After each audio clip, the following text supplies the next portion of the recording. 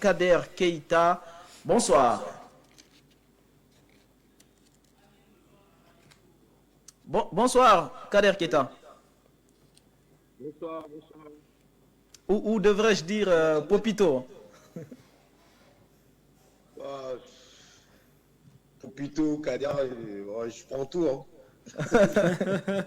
C'est la même chose, c'est du pareil au même. Donc, nous sommes très heureux de t'avoir en direct depuis la Côte d'Ivoire. Tu nous confirmes, c'est ça? Ouais, depuis la Côte d'Ivoire. Comment se passe le confinement, coronavirus, etc. Comment ça se passe depuis le début? Ouais, ça, voilà, ça se passe bien. Tu t'es bien organisé. Et puis bon, je pense que on respecte les mesures barrières du gouvernement, tout. Et voilà, chacun essaie de gérer comme il peut gérer. Et puis bon, je pense que ça se passe bien. Inch'Allah, voilà. Et toi particulièrement, qu'est-ce que tu fais en ce temps-là? Moi, je passe le temps à la maison, puis après, bon, j'ai des collègues qui sont sur place à Abidjan ici. Donc, voilà, on se retrouve souvent, discuter des trucs importants. On parle du foot, voilà, surtout la fédération, tout ça. Voilà, pour chercher des solutions et des idées, tout ça.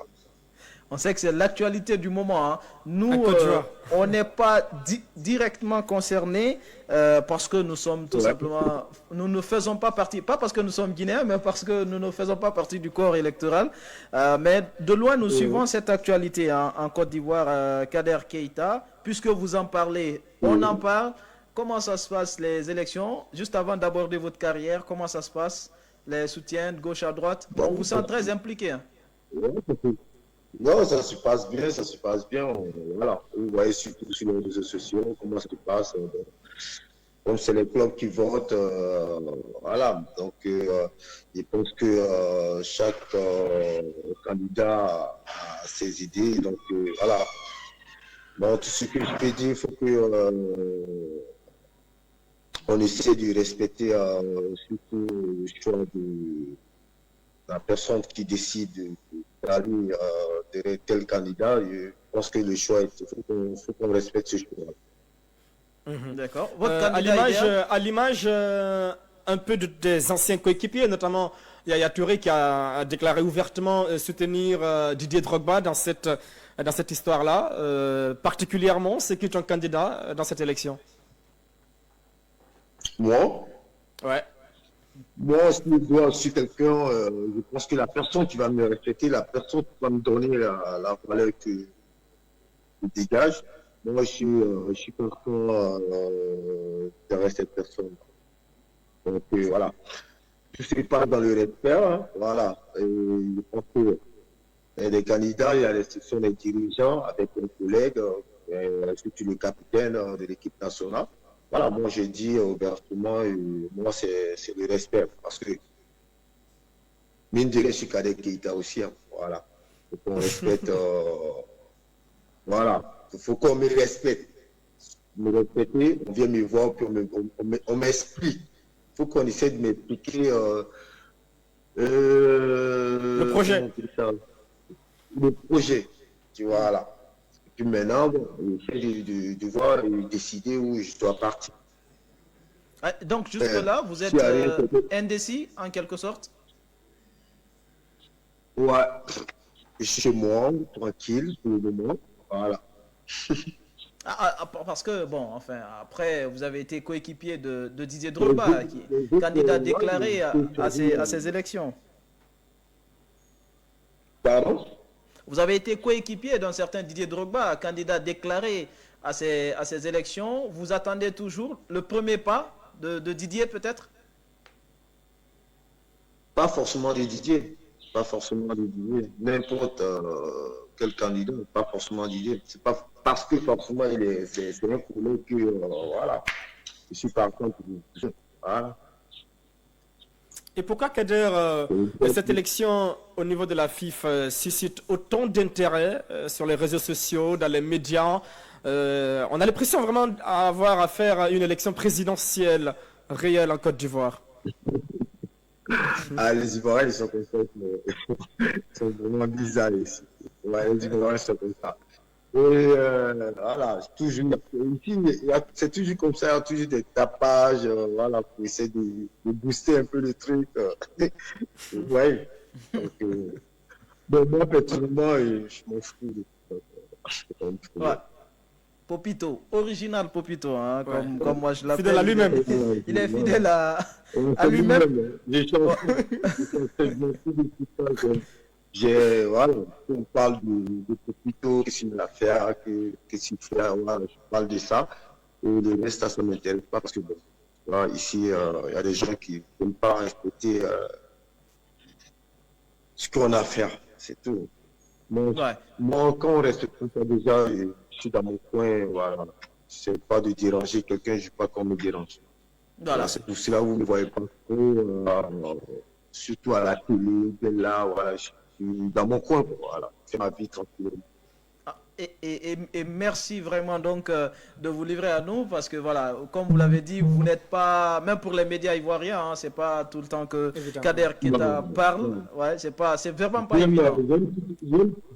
J'aime tout ce qui est vrai, voilà. Moi, même quand je joue au foot, je joue vrai. Je ne joue pas tricher, je triche jamais. Voilà, quand ça ne va pas, ça ne va pas. Quand ça va, ça va. Voilà. Je n'aime Kader, pas appeler les journalistes pour dire. oui, allez-y. Pardon? Allez-y, allez-y. Voilà, je n'aime pas appeler des journalistes pour dire ouais, j'ai joué un match, j'ai bien joué, il faut écrire un truc sur moi. Non, non, ça ne me donne pas la valeur. C'est votre identité, hein, vous l'avez dit. Kader Keita en direct avec nous depuis la Côte d'Ivoire. On parle de lui aujourd'hui. La page élection, on la tourne à présent. Et on suit cet élément de reportage avec vous, Kader Keita. D'ici le retour, si vous pouviez trouver un écouteur, pour le plaisir d'écoute, ça sera excellent. Mais on va écouter ensemble cet élément sur votre carrière et puis on revient pour la suite. International ivoirien jusqu'en 2015, Kader Keita est l'un des noms ronflants du football ivoirien et africain. À travers sa riche et longue carrière de plus de 15 ans, le natif d'Abidjan a conquis le cœur de ses compatriotes. Le voyageur, c'est par ce sobriquet qu'on devrait appeler l'ancien ailier droit des éléphants. Dans sa carrière, Kader a connu pas moins de 9 clubs différents.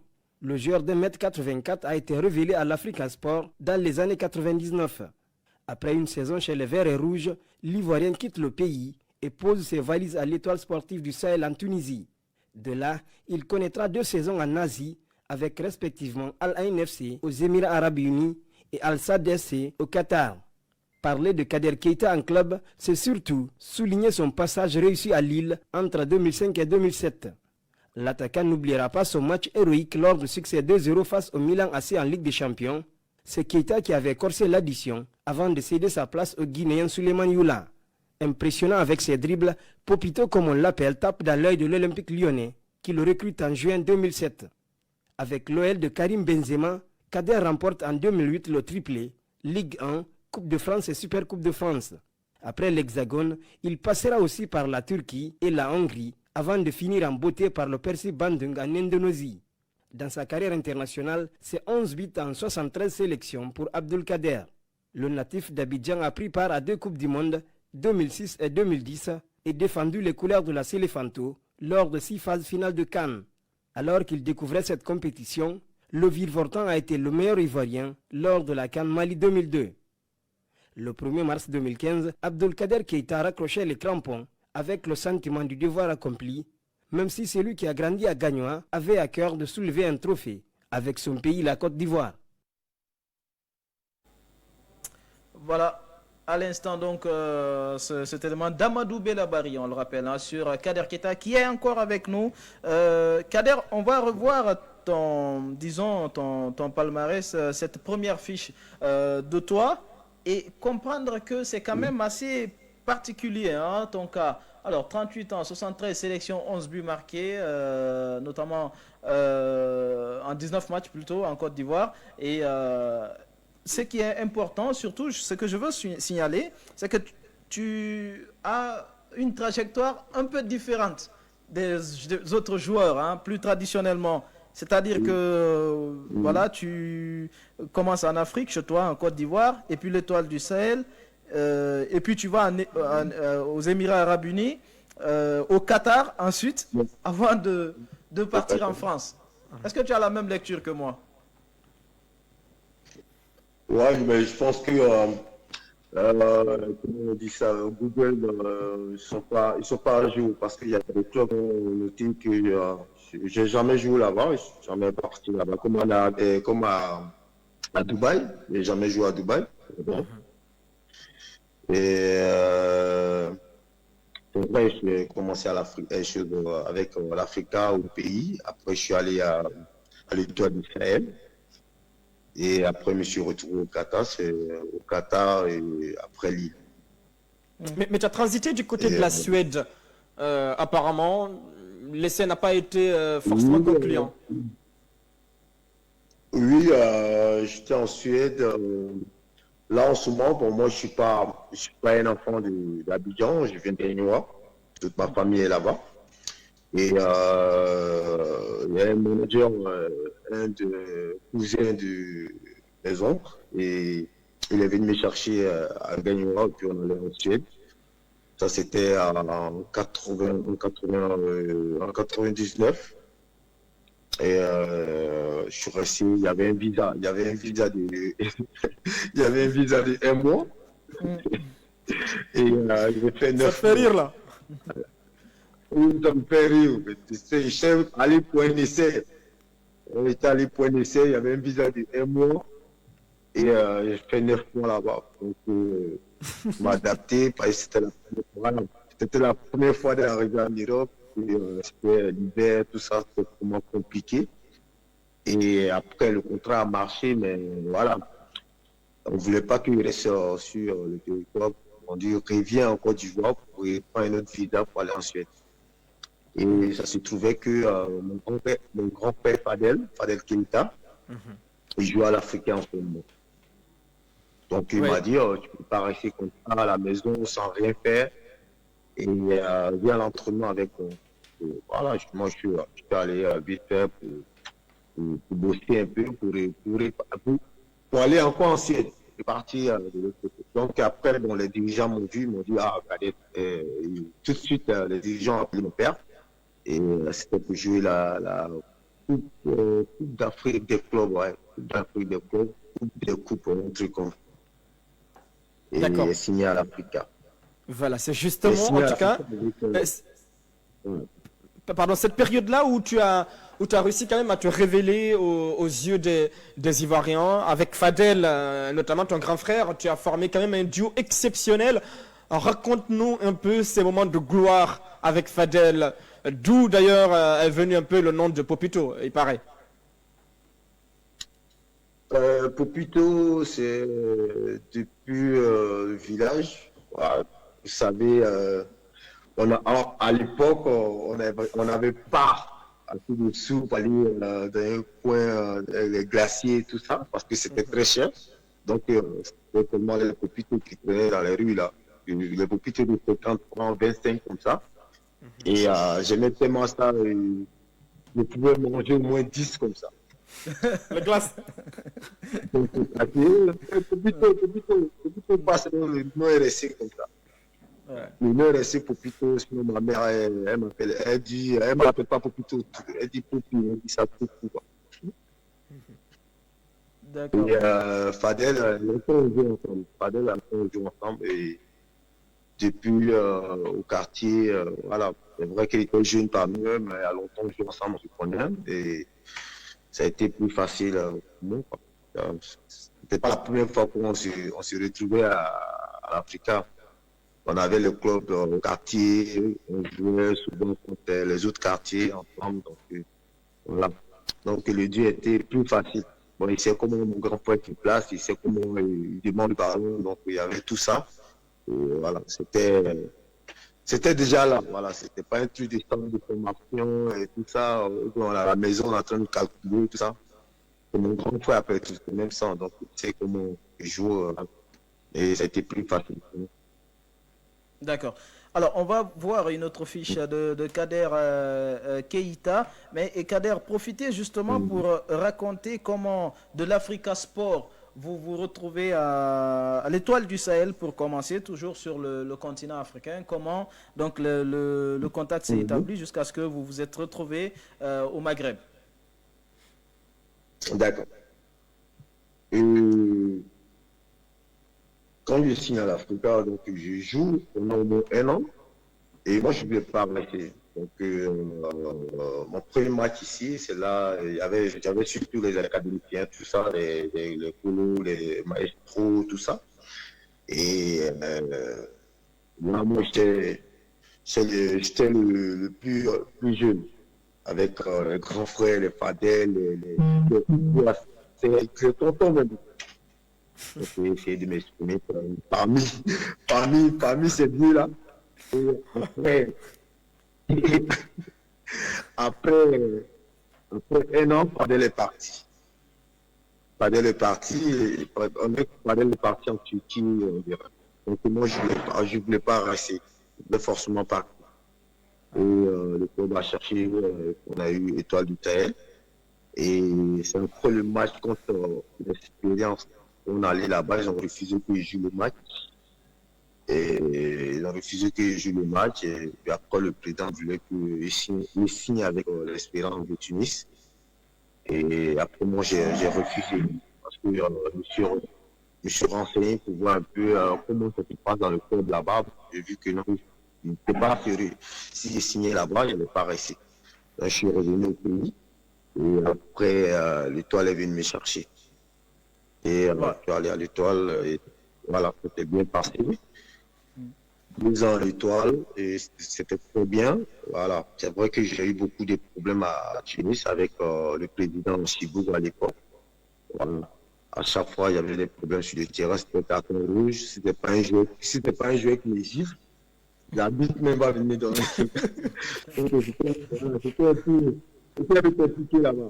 Donc le président de Al-Sad, le président de l'Étoile, pardon, de l'Étoile, il m'a appelé un matin, il m'a dit Cadet, comme t'es en vacances, et j'ai un truc pour toi.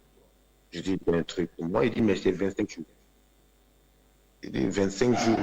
Signature de 25 jours, ça c'est la première fois qu'il voit. Il dit, ok, il n'y a pas de souci alors. Donc là, je suis allé au Qatar, voilà, je suis allé signer un truc de 25 jours. C'est là.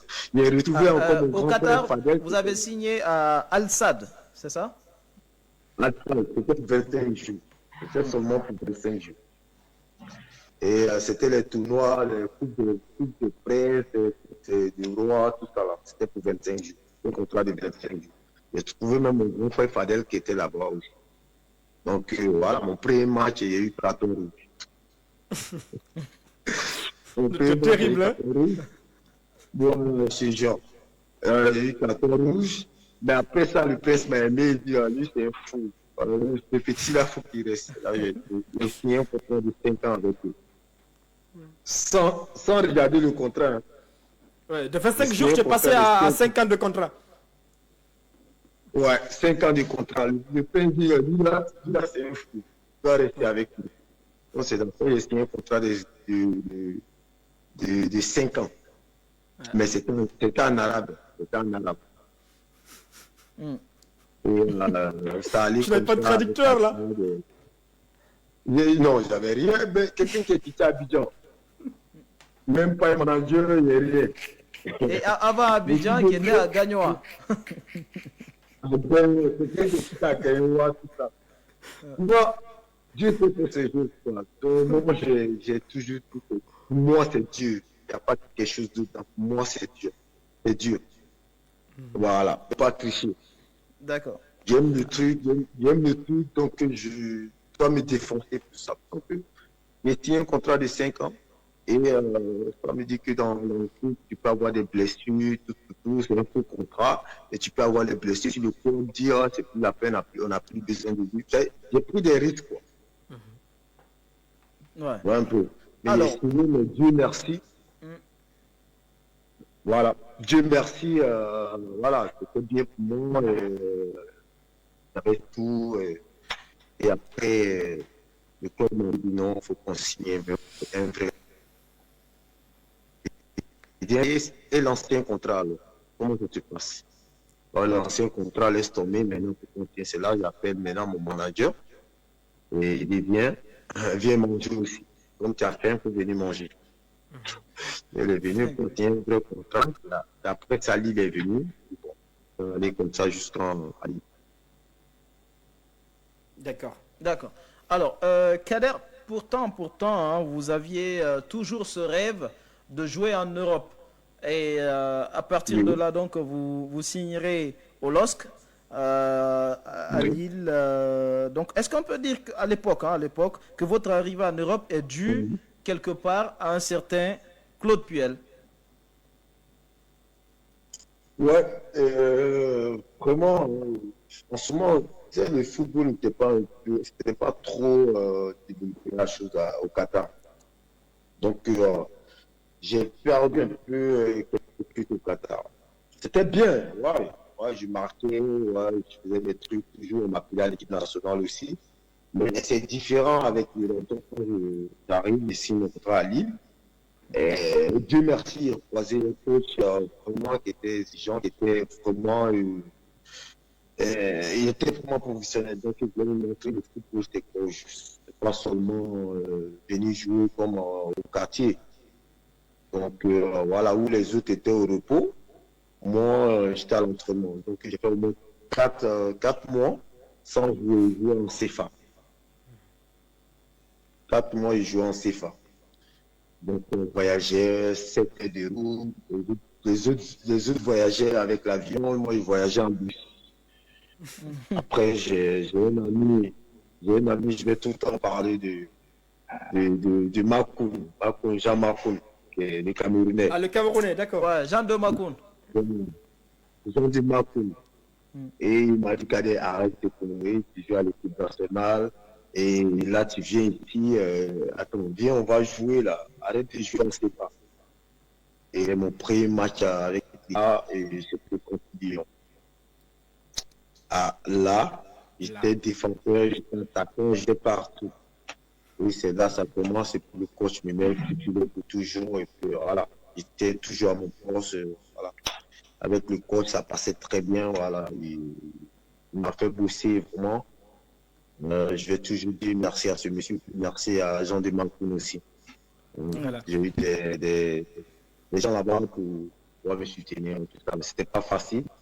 Mais ça marchait quand même parce que un an après, j'ai vu que, non, que Lyon voulait que je signe. Donc, j'ai dit non, je vais faire une deuxième année encore.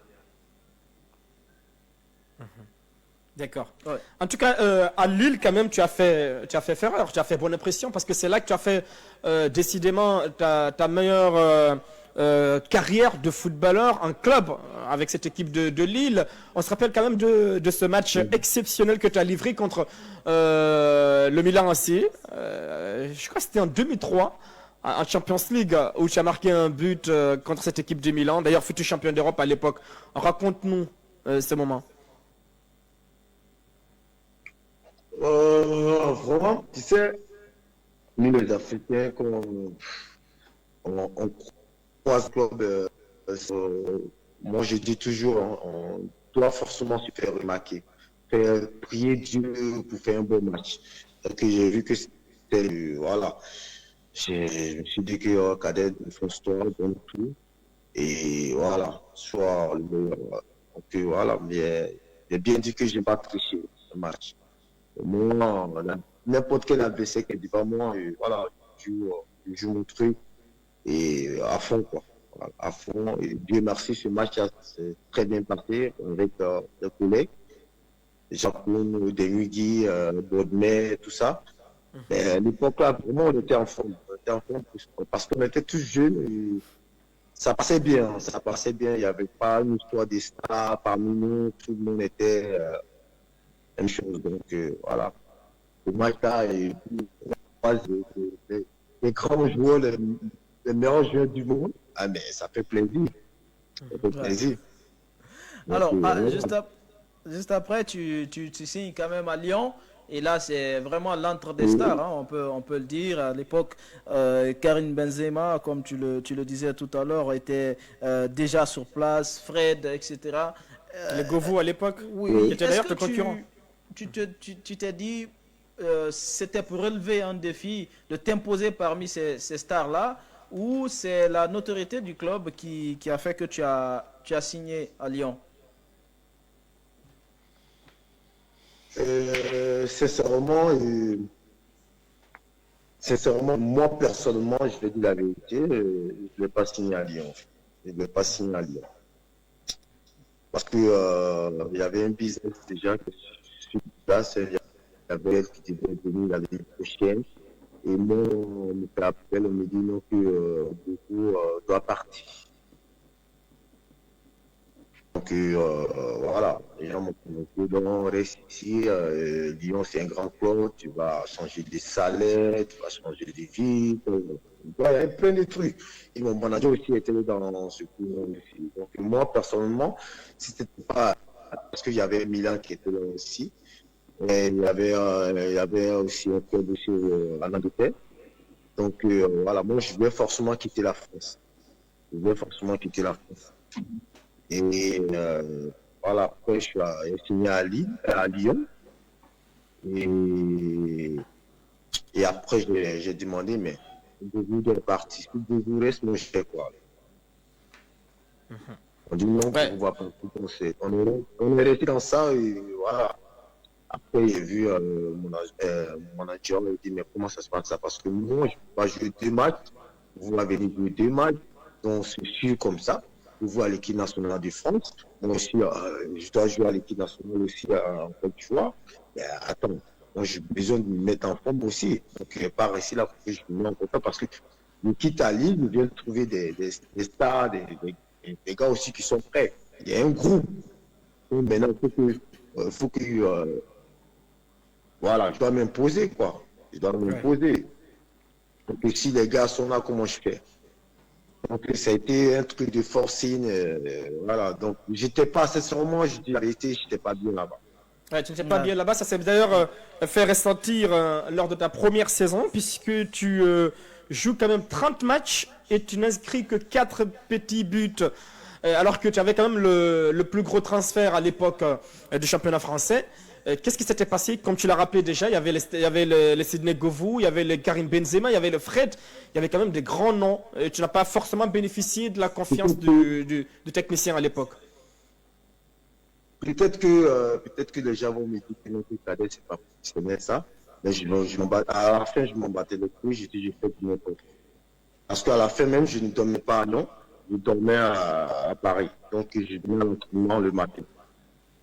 Je quittais à Paris et venais à l'entraînement le matin. Parce que je n'arrivais même pas à vivre là-bas. Pourquoi? Parce que quand je sors avec ma voiture, parce que j'avais une Lamborghini, quand je sors avec la voiture, les policiers m'arrêtaient à chaque fois. Non. À chaque fois, les policiers m'arrêtaient. Il y avait un truc qui ne passait pas. Après, vous avez vu, avec Fred, avec Claude Puel, c'est comme ça Lyon. C'est comme ça Lyon. Ça ne passait pas à moi. Je dis n'importe quoi, il dit bon, ça va, tout est bon. Mais vous avez vu après que non, que quand je suis allé à Galatasaray, ça allait très vite. Hein. Ouais. Ça allait Ouais. très vite. Je dis, j'aime pas quand quelque chose ne me plaît pas, ça ne me plaît pas. Moi, je suis comme ça. C'est pas que je suis pas allé dans un centre de formation pour apprendre à jouer. Non, non, non, jamais. J'ai jamais fait ça dans ma vie. Je suis né avec ça. Quand je suis sorti, le ventre de ma mère, je suis né avec ça. Donc, je n'aime pas que manque de respect. En fait. D'accord. D'accord, Kader Keita Voilà, donc j'aime n'aime pas qu'on lui Lyon, manque de respect, mais à l'arrivée, Kader, à l'arrivée, quand même, tu remportes la Coupe de France avec Lyon, tu es champion de France avec Lyon en 2008, et puis le trophée des champions également en 2007. Donc, à l'arrivée, tu as des titres quand même avec Lyon. Oui, c'est clair, parce que quand même aussi, je ne vais pas mentir sur un truc, il y avait des amis comme Karim, comme Bodmer, comme Makoun, tout ça, comme Fred, tout ça. Voilà, eux là, on peut s'entendre parce que voilà, on a la mentalité, on est jeunes, voilà, on pense tout le monde. Mais là-bas, il y avait un groupe, il y avait un truc. C'est comme quand tu arrives à l'équipe nationale, puis il y a un groupe qui est là, il y a l'autre qui est là, et bon, on n'est pas trop ensemble. Voilà, chacun va se lever pour aller voir le président, pour dire ce qui se passe dans les petits trucs comme ça. Pour nous, on vient d'arriver. Donc, c'est chaud. Ouais. Mais quand on dit que Kader était le mieux payé à Lyon, mais c'est faux. C'est faux. Il y avait le Juninho, il y avait les. Même vous, tu sais plus que moi. D'accord. Donc, il a dit oui. Attends, c'est parce que attends, tu as vu, il y avait un problème entre Lille et Lyon. Parce que Lyon n'a pas respecté le. Ouais. Ouais. Moi, j'étais déjà parti. Parce qu'ils ont fait de quoi. Les gars ont triché avec eux. Les gars ont triché. Mais Dieu merci, il a remporté le championnat, voilà, tout ça. Voilà, c'est ça. Je n'ai pas craché sur ça quand même. Voilà. D'accord. Je dis Dieu merci. Hein. Dieu a remporté tout ça, ça est dans ma reste. Il a dit comment il prend. Il prend, mais il dit tous les gains, comme on dit en Côte d'Ivoire, hein, franchement, autour de ce transfert qui n'a pas tout à fait fonctionné. Kader Keita avec nous en exclu depuis 16 heures, temps universel. On va rapidement évoquer la fin de carrière professionnelle en club avec vous. Vous allez nous résumer tout ça. Galatasaray, retour au Qatar avant de terminer à Budapest Honved, j'y arrive.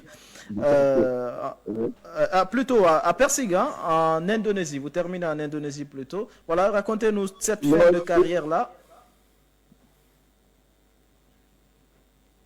L'Indonésie, je ne suis pas allé là-bas. Ah, d'accord. Pardon.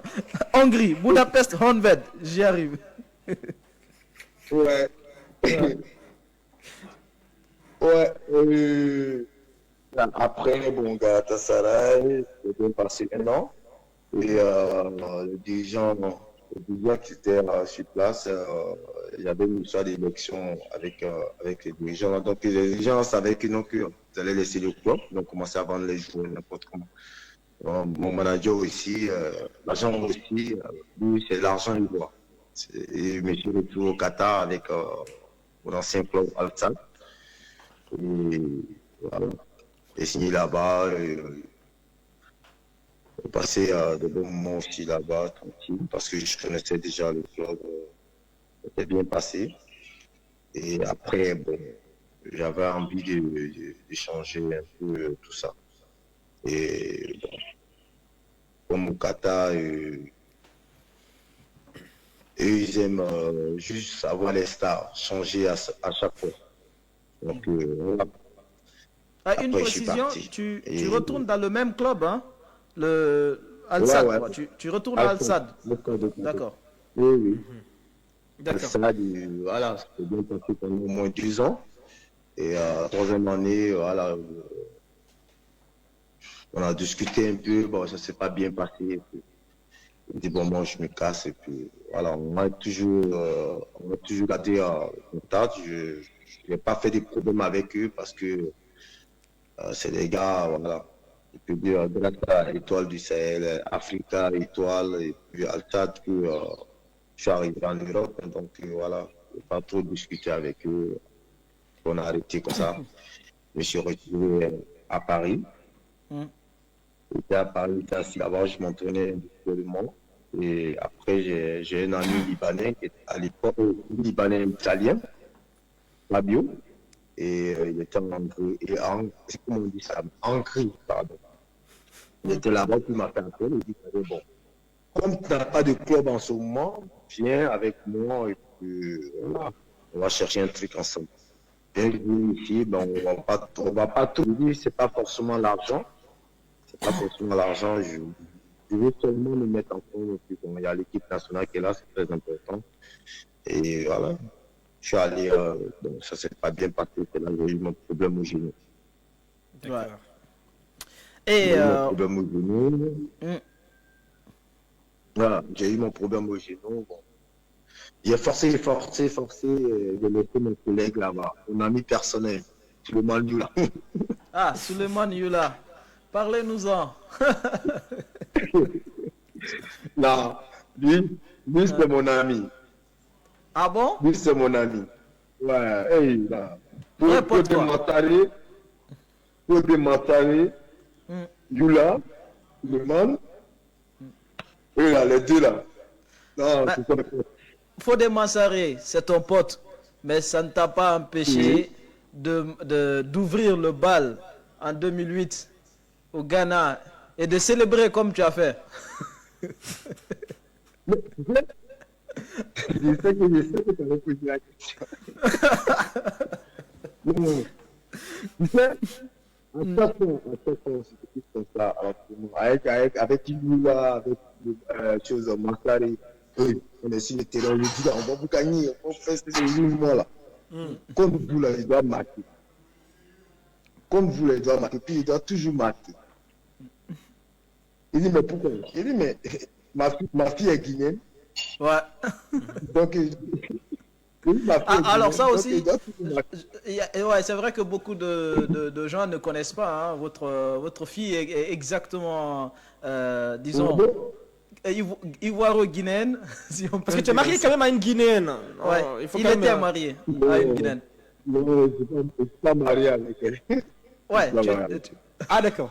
Ok. oui, Mais maintenant, c'était ta parlons- première campagne et vous avez eu une belle fille guinéenne. Comment elle s'appelle encore? Elle s'appelle Aksata Sanko. Aïssata Sanko. Ah, c'est à ça qu'elle a pris le nom de sa maman. De sa maman. maman. Alors, tu vas nous dire, parce que Alpha Madi a quand même bien fait. Attention, il a... Oui, allez-y, Kader. Allez, vas-y, Kader. Ma fille, elle s'appelle Kélia Keita. Comment?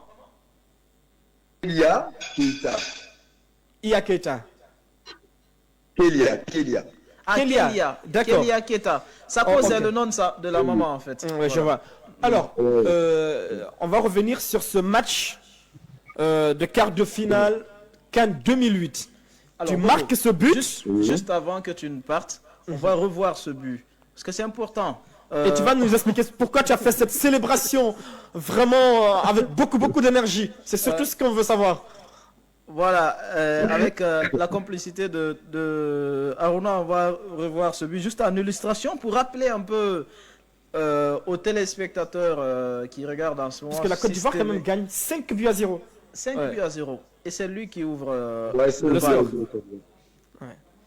Et tu vas, bon, il n'y a pas pour le moment. Vas-y, Bobo, on n'a sur pas ta les- question. on n'a pas l'image. On verra au Mais fur et à quand même, mesure. tu vas nous dire. Si, on a l'image. Kader. D'accord, on a l'image. Non, On verra au fur et à mesure. La célébration, parle-nous de la célébration. Pourquoi autant d'énergie après avoir ouvert le score contre la Guinée? Non, l'énergie vient comment? Parce que c'est la pression. Il savait que le Ghana il allait retourner le ballon à qui était sur le côté gauche là. Ibrahima Kamara. Camara. Là, j'ai senti un truc. Donc, la monnaie qui a pressé le ballon et il récupère le ballon. Il y a Didier qui fait l'appel, il y a Aruna qui fait l'appel. Et je vois le gardien anticiper. Il voit le gardien anticiper, il dit, mais pourquoi pas chuter? Donc j'ai juste caché le ballon et puis je dis, celui-là on va le tuer aujourd'hui. Donc c'est tellement Ne m'étais pas gentil. Ceux-là, on va les tuer aujourd'hui. Alors, mais justement, en parlant de ceux-là, on va les tuer. Est-ce que avant ce match, vous vous êtes dit que la Guinée c'était vraiment jouable, c'était vraiment une équipe que vous pouviez prendre 5-0 Assez facilement. Est-ce que avant le match, ça s'annonçait facile? On rappelle que Pascal Fenduno n'a pas joué le match. C'est vrai, non. Personne n'a pas joué le match. Mais ne pensez pas que c'est notre problème. Il y a longtemps, ça existe entre la Guinée et la Côte d'Ivoire. Il y a longtemps, ça existe. Il y a toujours un truc de derby. Même vous voyez qu'on allait jouer en Guinée. Mais c'était vraiment vite, hein. C'était rapide. Il y avait du monde, il y avait l'ambiance, tout ça. C'est Côte d'Ivoire Guinée. Donc à chaque fois qu'on croise la Guinée, qu'on croise l'équipe nationale guinéenne, et il y a toujours une histoire de derby. On se parle d'abord, on s'appelle au téléphone, on discute. Ah, aujourd'hui là, c'est chaud. Hein? Nous, on doit gagner ce match. On dit, ah bon, ok, il n'y a pas de souci alors. Donc les meilleurs gagnent alors. Donc, Comparé à Africa ASEC, entre le derby entre la Guinée et Africa. Ah, d'ailleurs, on revoit le but contre la Guinée, Kader. Et la célébration de folie. Il y a même, pour ne pas faire de publicité, comment ça s'appelle, un panneau de Pepsi que tu renverses, hein, carrément. Je dis, mais toi, Pepsi, tu fais quoi là? Non, mais c'était un truc de ouf. À chaque fois, il y a ça, dans mon ordi là, il y a ça en fait. Toujours, et quand j'ai eu là au téléphone, on m'a dit, Youl, ce but-là, ça t'a touché, hein? Il dit, oh, toi, voilà là-bas. Alors, qu'est-ce que tu t'es dit? On va savoir, qu'est-ce que tu t'es dit avec Fodé Mansaré à la fin du match 5-0, la Côte d'Ivoire s'est imposée. Qu'est-ce que tu as dit, tu t'es dit avec Fodé Mansaré à l'époque? Tu l'as déjà chambré, on imagine. On dit, Fodé, tu vas toujours respecter la Côte d'Ivoire. Parce que nous, on est devant, on n'est pas derrière. Donc il faut se charmer encore. Non mais ta fille elle est guinéenne, n'oublie pas quand même que tu as un côté guinéen, il faut quand même nous respecter un peu quand même, Kader. Tu viens, tu me gagnes, tu prends aussi ma famille, et puis tu me parles comme ça. Et lui, il te parle comme ça. Tu viens, tu parles comme ça. Bon, c'était, la Guinée, c'est mon deuxième pays qui aime, voilà. Merci. Ouais. Alors, il y a un lien. C'est autre chose parce que c'est un jeu. On est là que le meilleur gagne. Voilà. C'est nous, Dieu merci, c'est la Guinée aussi, Dieu merci. Et parce que aujourd'hui, hier comme aujourd'hui, la Guinée, vraiment, ils ont eu des grands joueurs. Et je pense que tout le monde respecte ça et moi aussi personnellement. Et si était Guinéen, Dieu merci. Si était Guinéen, Dieu merci. Moi j'ai pour la Guinée aussi. Donc, ouais, en parlant pour terminer avec ce match justement, est-ce que si Pascal Fendouno jouait, selon toi, est-ce que s'il était sur le terrain, c'était une autre physionomie pour ce match? Ouais, un peu, ouais. Un peu. Parce que, voilà, Fendouno, c'est vraiment un bon passeur et tout ça. Et c'est sûr qu'on avait fait un truc tactique sur Fendouno, parce qu'on sait que c'est lui qui peut créer des occasions, des passes de but, tout ça. Et voilà. Et il n'a pas joué parce que c'était bien aussi pour la Côte d'Ivoire, mais pas à 100% quand même. Pas à 100%. Voilà. Peut-être à 70%, non pas à 100%. Parce que nous, déjà, avec l'effectif, voyez un peu. Donc, voilà. Ouais. Vous avez quand même un très bon effectif. C'est important que tu le rappelles, puisque malgré tout ce armada de bons joueurs que vous aviez, vous êtes éliminé lors de cette CAN en demi-finale par l'Égypte, futur champion d'Afrique. Tu marques un but exceptionnel, un but en dehors de la surface de réparation. Vous perdez 3-1. Et qu'est-ce qui s'était passé ce jour-là exactement, puisque vous étiez quand même donné favori avant le coup d'envoi de ce match? Ouais, c'est vrai, mais c'est un jeu, hein, c'est un jeu. Et quand je marque le but, j'ai dit à mes amis qu'on peut, si on force, on peut. Donc voilà, on était juste motivé, mais c'est le troisième but qui a cassé un peu le jeu. J'ai tout fait, j'ai essayé quand même de. On peut ranger tout le monde, on peut aller au bout. Voilà, ça s'était pas bien passé parce que l'Égypte était en place. Et l'Égypte était bien organisé, j'avais un comment un système qui était bien posé. Voilà. Et voilà, nous on traînait encore. On n'a pas eu la chance de revenir au sport. Voilà. Mais c'est le foot, on accepte. Hein. Et avec la Côte d'Ivoire, toujours, tu as failli gagner la Coupe d'Afrique des Nations. Justement. En 2012, tu n'étais pas forcément le même Kader que tu as été en 2008 avec cette sélection ivoirienne. Vous perdez au tir au but contre la Zambie. Tu peux nous raconter cette CAN aussi? Parce que je veux juste préciser avant que tu ne répondes. La finale, par exemple, on revoit encore cette fameuse séance des tirs au but, tu as une vision plus large, puisque tu n'as pas joué hein, le match, je ne me trompe pas. Moi, j'ai pas joué de match hein, parce que il y a eu trop de choses, et il y a beaucoup de choses qui sont passées à l'équipe nationale là-bas. Je n'étais pas content du tout. Et voilà, j'étais pas content. Et notre match contre le Bénin, là, au Ghana, à ce moment, on avait encore des problèmes. Qui pensent que bon, pour moi c'est pas un entraîneur, voilà. Pour moi personnellement, même s'il est devant moi, je dis ça tout le temps, c'est pas un entraîneur pour moi. François on me dit Zaï. qu'il allait signer en Guinée, on me dit qu'il allait signer même en Guinée À l'AS Calo. ouais, c'est pas un entraîneur pour moi, il sait que c'est les jeux qui sont là-bas petit loin parce qu'il n'a pas de système, voilà. Tu as une équipe comme ça, mais tu viens pas pour mettre les gens par là. Tu viens pas, tu me dis pas Kader, on est en stage, tu me dis Kader, mais j'ai appris que tu ne peux plus jouer 90 minutes. Tu dis quoi? Moi, je ne peux plus jouer 90 minutes. J'ai dit, ok, il n'y a pas de souci alors. On joue le match en Bénin, bon match tranquille.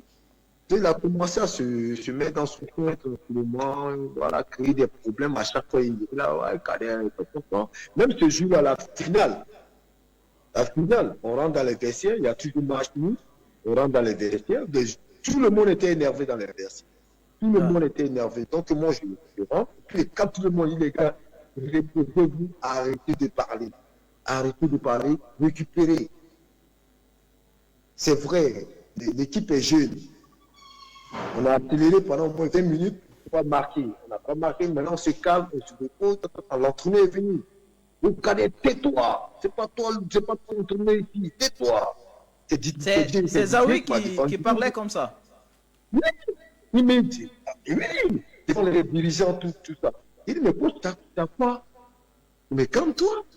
Didier dit, mais coach, Didier Degba, il me dit, mais coach, tu parles comment avec Kader là? Arrête de te comporter comme ça. Donc après, j'ai pris, tout ça, puis je suis allé sur le terrain, je suis allé maçon. J'étais tranquille dans mon coin et voilà. Après, j'ai enlevé mes trucs.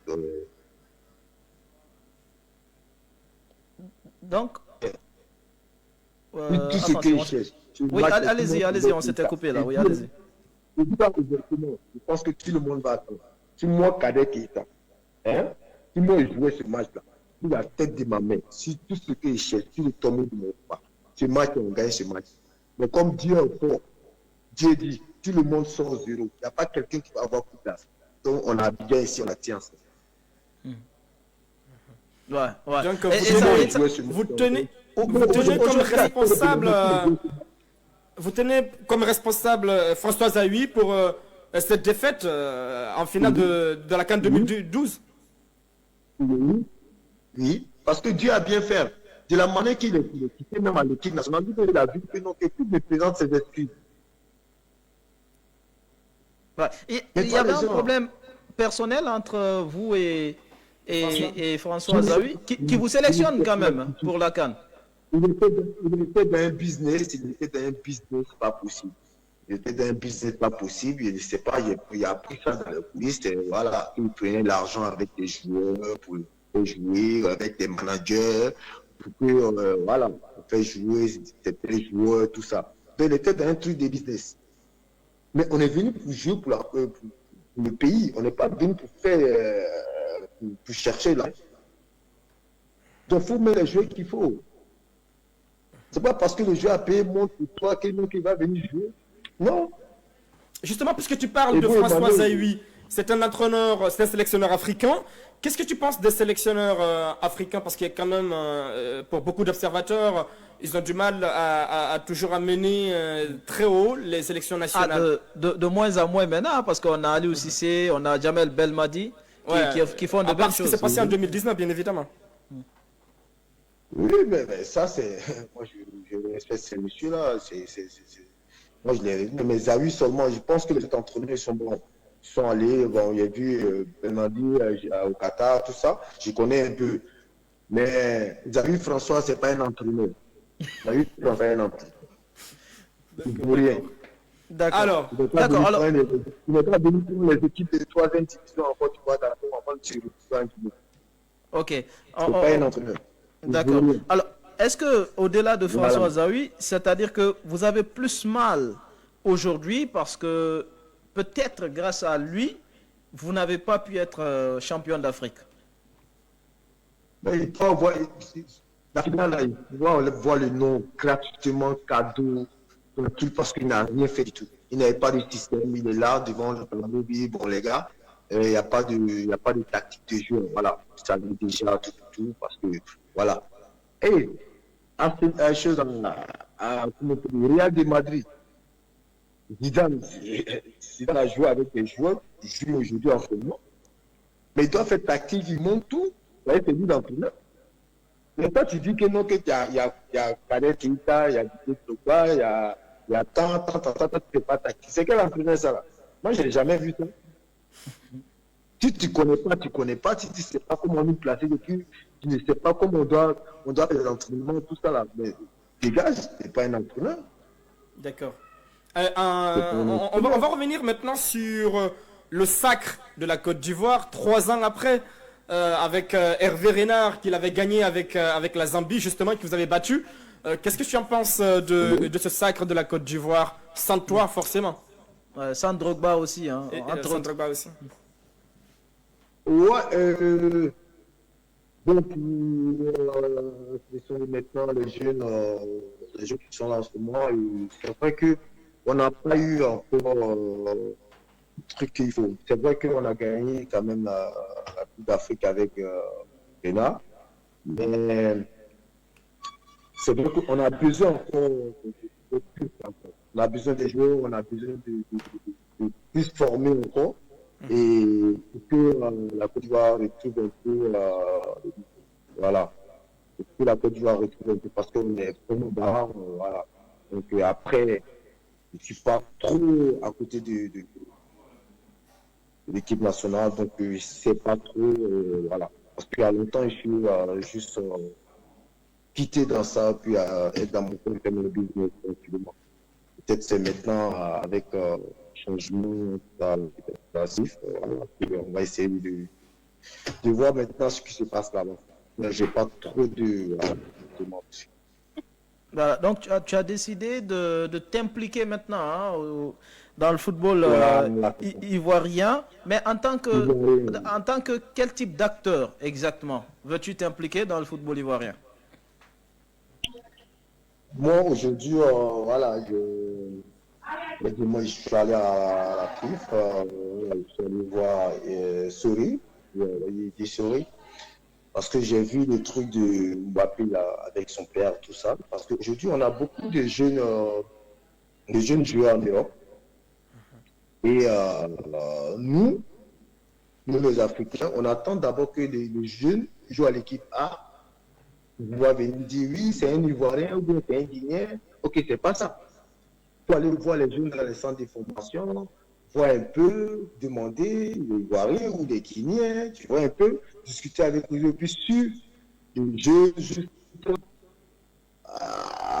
quelque part d'autre, dans un club, jouer la première ligue. Et après ça, maintenant, il peut choisir. Mais le jeune, il est dans le centre de formation, mais il joue directement avec l'équipe nationale de France. Donc, c'est ça, moi, mon truc, c'est ce que je vais essayer de voir avec la FIF, pour aller recruter ces jeunes et faire des tournois là-bas, même en Europe. Ouais. Et puis, entre les jeunes, et voilà. C'est là on peut retrouver des points cachés. Voilà. Ouais, alors Kader, on reste ensemble hein, pour quelques secondes, on revient pour la toute dernière question. On revient tout à l'heure. Voilà.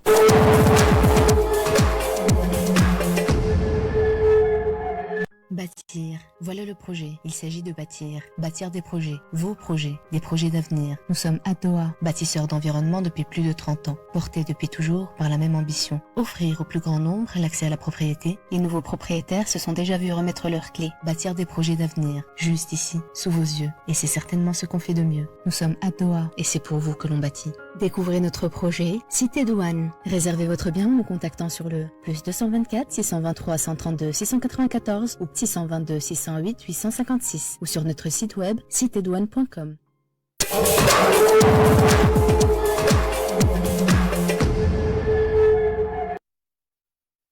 Voilà, retour donc avec notre invité Kader Keita qui est avec nous depuis le début de cette émission à 16h temps universel. Kader, pour terminer, et tu as dit tout à l'heure, j'ai rencontré Sori Diabaté. On sait que Sori, voilà, il est dans cette course et tout. Tu nous disais tout à l'heure que tu n'es avec personne, tu attends avec respect bien sûr que les gens te consultent pour la présidence de la FIF. Est-ce que cette proximité est avérée avec Sori Diabaté? Sori Diabaté, c'est un grand frère. Voilà. Sori Diabaté m'a toujours appelé. J'ai des problèmes avec lui à l'équipe nationale, tout ça. Et voilà. Et moi, j'ai pas de problème avec lui. Et puis, j'étais tout le temps à la FIF pour voir comment ça se passe, tranquille. Voilà.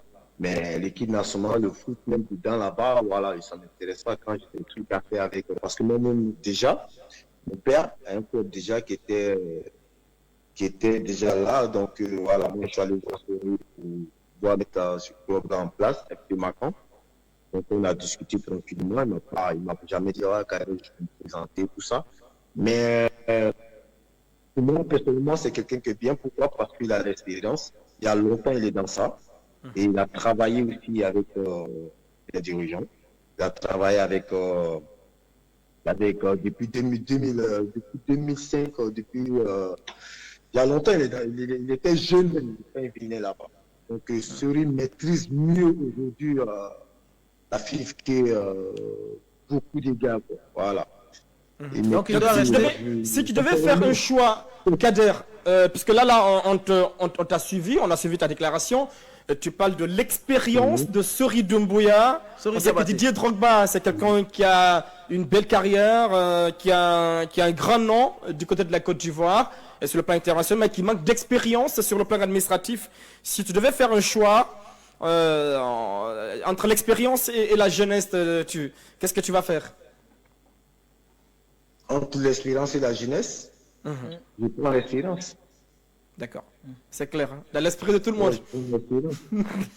Parce que la jeunesse vient, ouais, ok, la jeunesse, t'arrêtes là, mais si l'expérience est là, parce qu'aujourd'hui, on a besoin de beaucoup de choses en Côte d'Ivoire ici. Donc, pourquoi moi je dis ça? Je ne prends pas parti, mais pourquoi je dis ça? Je dis ça parce que Sori a commencé en bas, puis il est arrivé jusqu'en de l'autre côté. Il a travaillé avec Jacques Hamel.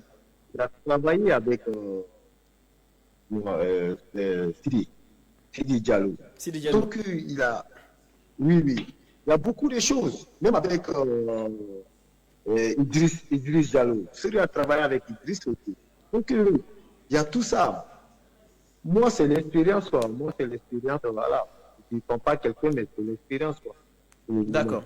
Maintenant, s'il y a un choix à faire, ça va être en privé.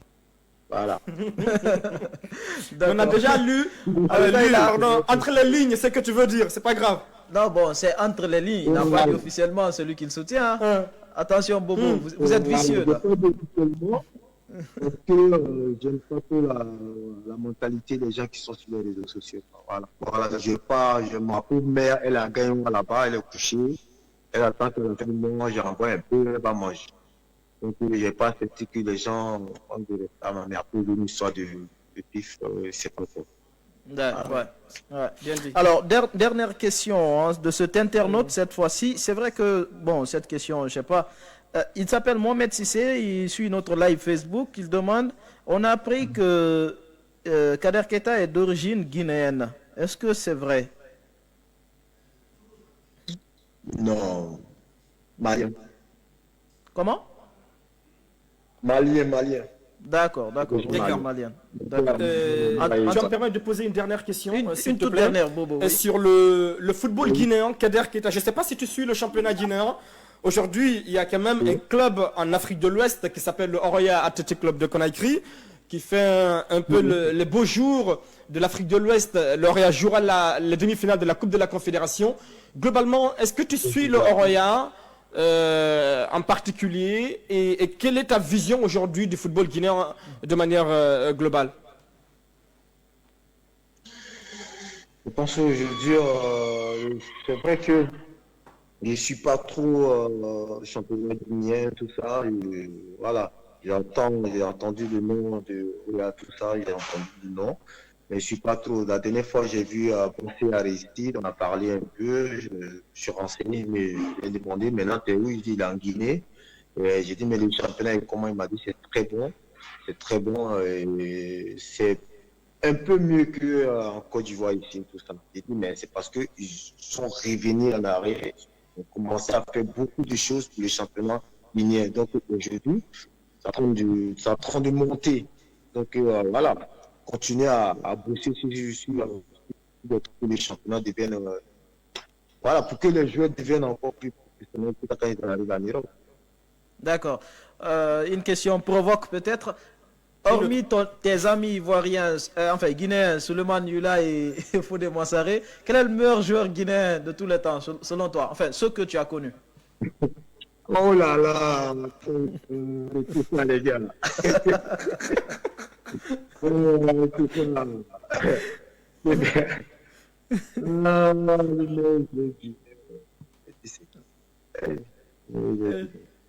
Je n'ai jamais été mes amis. Bon, j'ai dit, c'est un demi, Fendouno, d'accord. D'accord. Et en Côte d'Ivoire, c'est Kader Keita, non? En Côte d'Ivoire, c'est Kader Keita. Ouais. C'est clair, c'est clair. Merci Kader, c'était un honneur immense de passer tout ce temps d'antenne avec toi et de partager vraiment ces moments. Merci vraiment d'avoir répondu à toutes ces questions. Merci à vous aussi. Puis, salut à la famille en Guinée. Et voilà, Inch'Allah, bientôt, j'arrive là-bas. Ouais, bien sûr. Après le coronavirus. Après coronavirus. Bien sûr. Bien sûr, après coronavirus. Merci Kader. Allez, merci Kader. Et à tous ceux qui nous suivent depuis la Côte d'Ivoire, Emmanuel Koné, Neri, Chris Lobé, Popito, on t'écoute depuis Abidjan. Merci à tous.